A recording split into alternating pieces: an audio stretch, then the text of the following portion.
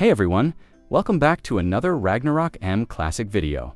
I uploaded a video about the best gears for Royal Guard IS build, and some viewers ask about the best cards.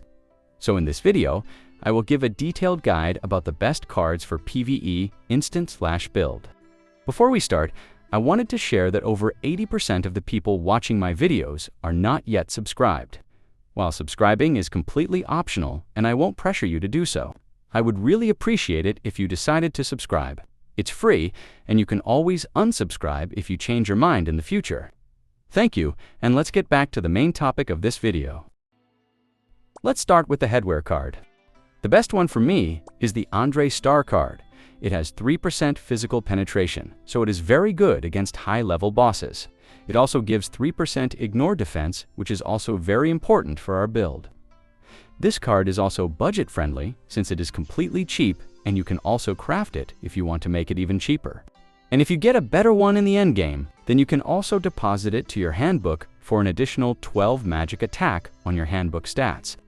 So investing for this card is so much worth it. For the optional cards, you can use the Aegir Star card for an extra 3% attack and a chance to fear the enemy. This is also good investment since you can get 12 attack if you craft it yourself. Another optional is the White Bait Lake card.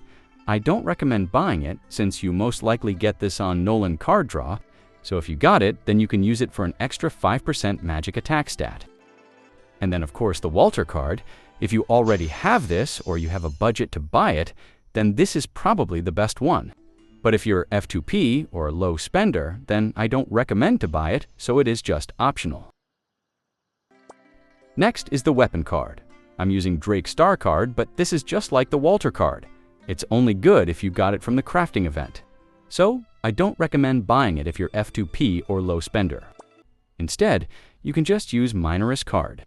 Although it is also an expensive card, this is very useful when it comes to PVE, because almost all of the MVP, especially in instances, are large monster. So having 25% damage to large is a huge boost for our damage. And if you deposit one in your handbook, you can have an extra 20% ignore def, but you need 3 Minoris card to use this effect, 2 in your weapon and 1 in your handbook.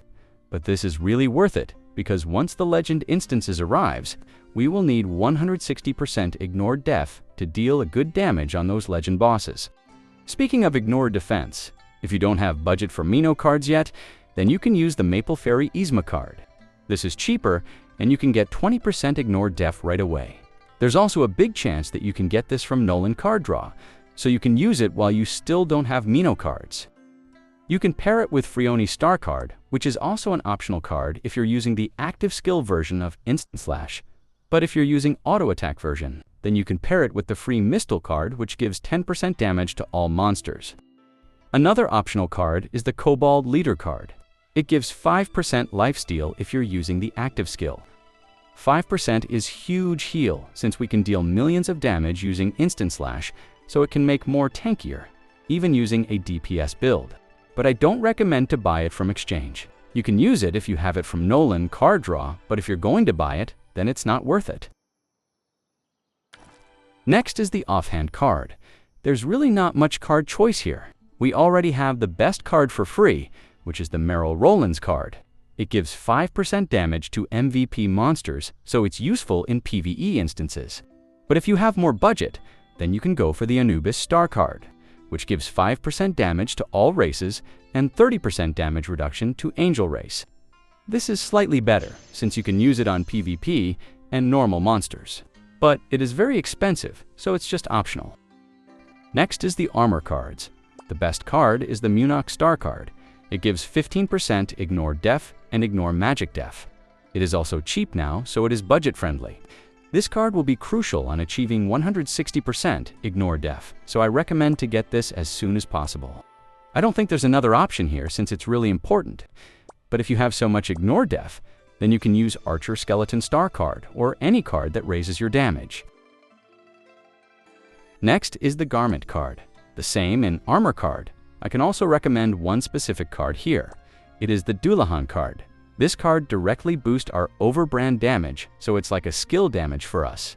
10% is a huge boost to give up if we use other card. But let's see in the late game if they will add more star cards, like in Ragnarok Eternal Love, which they have Chucky Tree star card. Next is the shoe cards.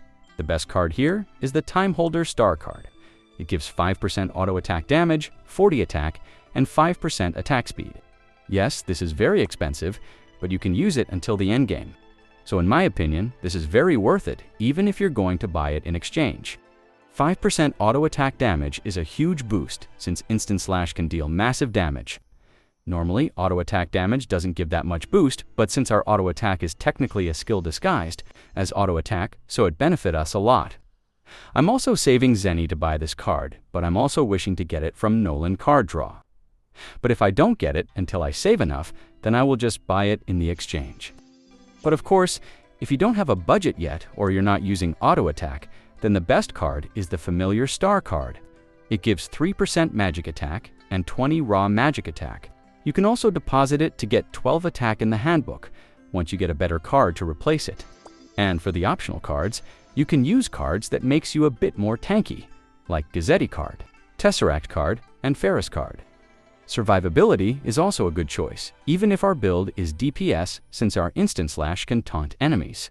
And if we taunt enemies, then the enemy will most likely attack us, so we also need to survive in order to deal more damage.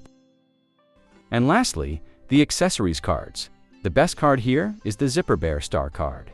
It gives 3% physical and magic attack, and we can benefit on both of that stat, so it's perfect for us. It is also a budget-friendly card, so everyone can buy or craft it. Another card that is perfect for us is the Greatest General card. It has 3% chance to gain 10% damage increase while auto-attacking. In my experience, it activates frequently, even in short-scale battles. 10% damage is huge. It's like a Biochemistry Baphomet card when it activates. And speaking of the Bio-Baphomet card, it is the best card for Accessory if you have it. But it's just optional if you're going to buy it in exchange. I think the crafting event for this card is already closed, so the only way to get it is through exchange. Another optional card is the Valkyrie card. It gives 3% physical damage and 8% crit damage. We also benefit from both, so it would be perfect. But the problem is, it's very expensive, so I just recommend to use it if you have it from Nolan Card Roll. But if you have a budget, then it is also a good investment. Anyway, that's it for this video. Remember that it is just my opinion, so if I missed out something, feel free to share it in the comments. And if you have content suggestions, comment it down below, and I will try to make a video about it as long as I'm able to do it. Thank you, and see you on the next one.